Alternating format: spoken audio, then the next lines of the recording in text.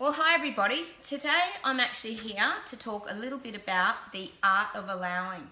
And I've actually brought my sister along, this is Karen, Hi. to do this video because my sister has this incredible ability to create things into her life, and she has this amazing way of manifesting things into her experience. Now, I've actually learned a lot from Karen, my sister, over the years of how to actually allow and how to bring things into my experience. So I thought it would actually be good to share some of her knowledge and just share it with you guys out there how to go about some of these things. So Karen, I guess I'll put it over to you to explain a little bit about the process of how to manifest and create things into your experience. Okay, well, hi everyone.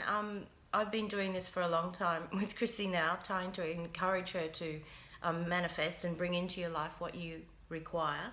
And the thing is, it's really just a state of mind. So you think about what you want or what you need to change in your life, and you believe in your heart and soul without question that that's going to happen.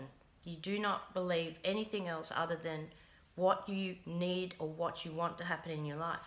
But here's the thing, you need to be grateful for what you already have in life and be so thankful for everything that goes right in your life as well. Yeah. So if you can continue to do that on a regular basis over and over, everything will just come to you as you need it and as you want. And it's not a greed, it's surrendering to the universe and allowing it to come into your life. Which I think is where people have a lot of the trouble. I know I've had a lot of trouble with that over the years, and I get a lot of blockage because I have trouble actually allowing and trusting in the universe. And I'm not quite sure, and I might get you to explain that a little bit more, how you actually get that trust and surrender, because I know I've had trouble with it, and I know people out there have trouble with it. We kind of get creation process, but it's hard to believe. It's hard to trust and believe, and I just want to know how you do that, because I know that's your strength. Yes. Well, I actually get to the point where I sit down with my thoughts and I write them down once a year, maybe twice a year. I write down the things that I would like to see happen in my life with my family, if there's been adversity, how I'd like things to change. And I actually date it, I write it down, I believe it in my heart and soul that the things that I want to change for the better will happen, unequivocally that it will happen. And then I put it away and I look at it in a few months' time and see what's transpired. And more times than not, what I put in that piece of paper and written down comes to fruition. Do you find that by physically writing it down, like you say, on paper, it's a better process? Because I know a lot of people think that we can just put our thoughts on things, feel them, and try and like let them go in the mind. But a lot of people might need to do that physical process, like you say, of writing it down. It's a simple way to go about doing it, but it's one way to actually solidify those thoughts. Yes. And actually put them down so that you can keep going back to it after a certain period of time and saying, reminding yourself, this is what I wanted to happen.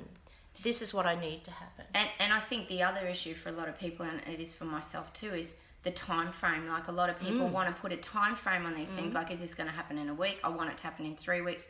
How do you deal with that side of things when it comes to the time frame? I make it that concrete, as I've said to you so many times. Do you do the detail? Before. I do the detail.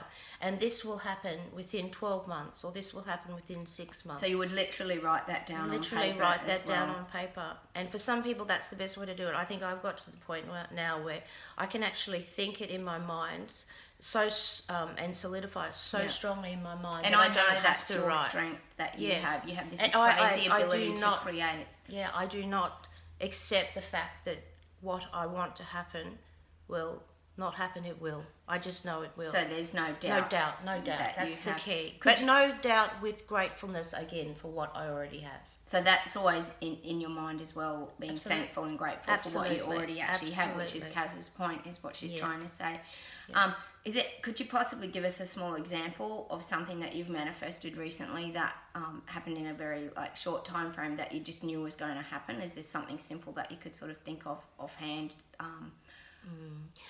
Well, I know you look for signs and symbols. I know that's something that you do notice as well when you are creating. Okay, here's a quick example. My son was moving into a property with a flatmate, and I knew we needed to try and help find another flatmate to move in, and I put an ad on and just willed that there would be a great flatmate that would come in to share the property with my son and his friend.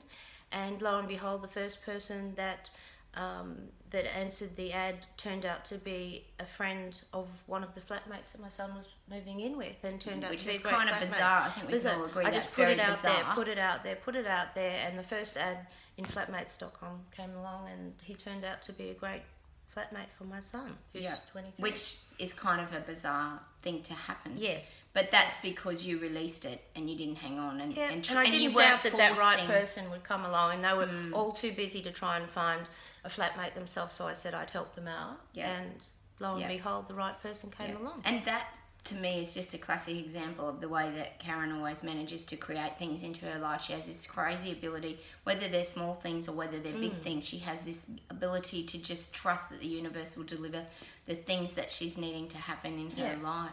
So basically, it's in writing it down and just believing and trusting. Is that what you would say, summing it up? Summing it up, yes. And the one thing that gives you great hope is because you know that these things will eventually happen, it gives you this great peace of mind. So it's going almost forward.